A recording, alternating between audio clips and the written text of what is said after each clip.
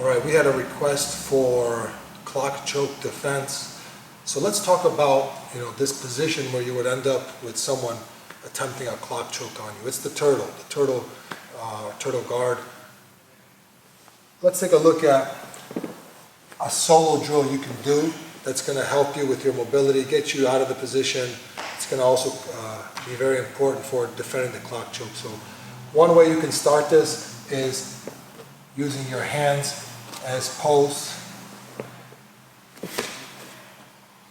Host my leg and change the angle. This would look similar to if I had someone on the side of me. You can come on this side, James.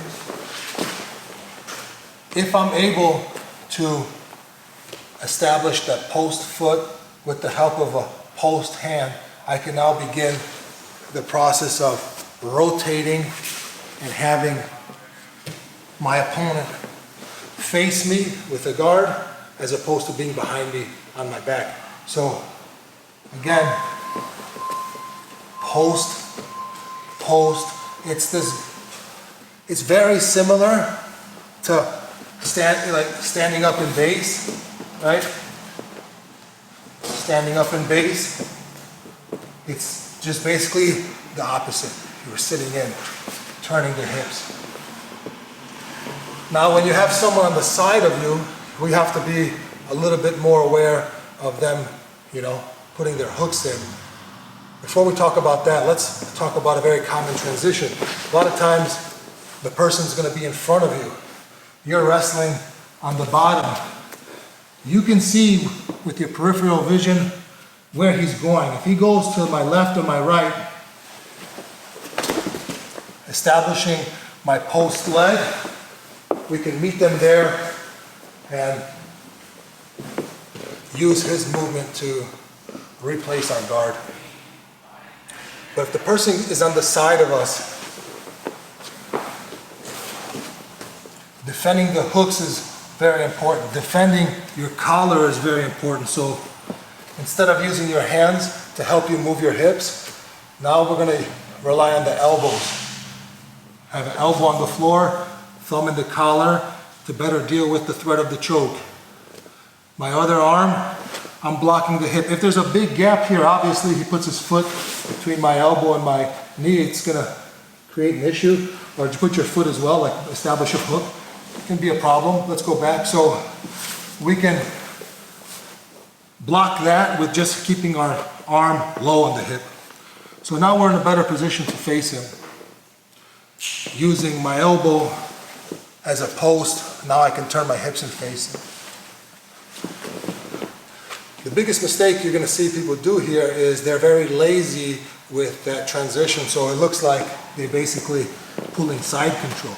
They have a post, they establish a post, but they're lazy with bringing this knee in. So when they turn, it just looks like they're falling here.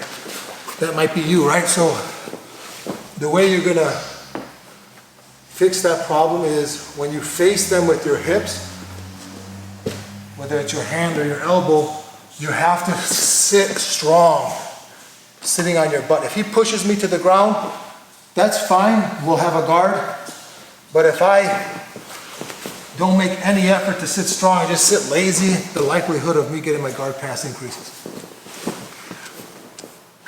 Let's talk about the choke. If we're here, training partner puts his hand in the collar, again, you can see how simply turning them unwinds you from this choke. So let me put you here, James, if you don't mind. So let's talk about the clock choke for a moment. If you grab the collar and they simply turn and face you like we just discussed, go ahead. Look how you're simply unwinding yourself from the choke. So that's the defense. It's a quick change in the angle, face the training partner, don't stay, turtled up for long. But now the clock choke person is trained for, doing something to challenge that. Whether it's grabbing your hand, some people will put the hand inside the thigh here. Those are just a couple ways to keep the person from unwinding from the choke. So let's take a look at what you're dealing with. Thumb in the collar, grabbing the wrist. For me to choke you, I have to concentrate my weight on your neck, the height of your shoulders, because from here, when we go to put the choking pressure, you're raising the head, alleviating the pressure. So for this choke, we're going to connect my elbow to my thigh.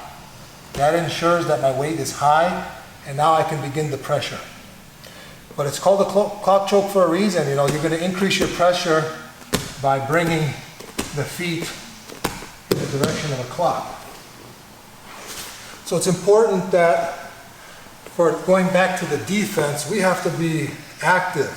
If you're stationary here and you allow them to grab your neck, you allow them to grab your thigh or the hand, which is going to make it hard for you to turn in. Now things are getting challenging, you know. Some people will use this hand to try to rotate, but at this, that comes with some risk. If I rotate him and he's able to entrap my arm, like now I'm stuck in the crucifix. So it's kind of like the yin-yang of the clock choke. We're talking about offense, we're talking about defense. Let me put you here, James. So let's go back to the offense. We're on top. We've established the collar grip. We've established another grip to challenge the rotation. Now we transition our knee to our thigh, the frame, sorry, my elbow, my knee. Now we're putting the pressure. He's feeling it. But if he uses now a last ditch effort, right now it's hard to face you. To rotate and turn the hips are too high, the choking pressure, that option is a little bit harder. You know, what you could do is you can use this hand to grab, to block my leg. Now that makes it harder for me to bring my hips higher. See, my hips are still, and now if you can manage to unwind, go ahead and post and turn. If there's still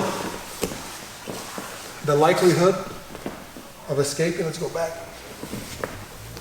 So that's what we're looking for. The person on top is looking to establish the control and transition high and start to finish. If you roll me now over the shoulder, if I beat you to this position and then track your arm, I'm still hunting for the submission. Those are the transitions we have to be aware of.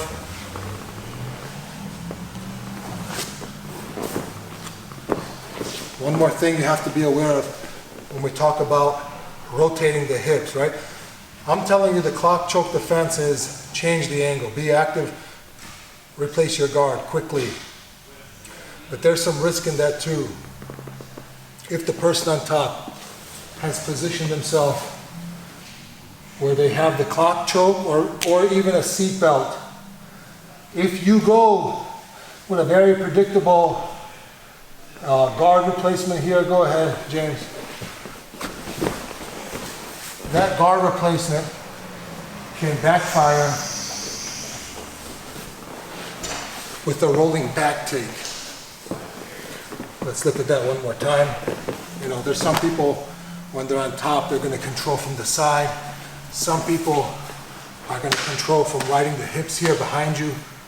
So this is like an intermediate position here.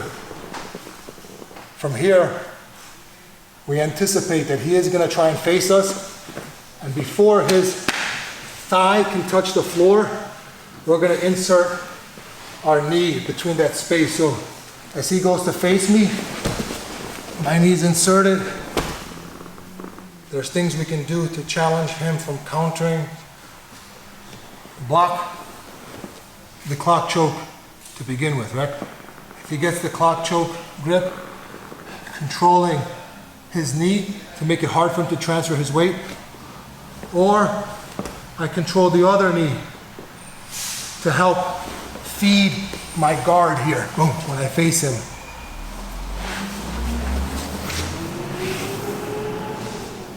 elbow, block, post, face, and just do it with conviction. Don't be very predictable and slow. If this is done, dynamic, swiftly, it's still going to be the primary means of getting yourself out of trouble from the turtle.